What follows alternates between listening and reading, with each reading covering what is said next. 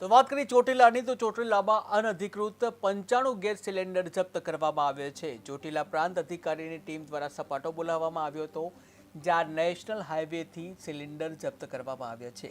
10 લાખથી વધુનો મુદ્દામાલ જપ્ત કરવામાં આવ્યો છે, ત્યારે રીબડા ગામના ઇસમ સામે ગુનો નોંધવામાં આવ્યો।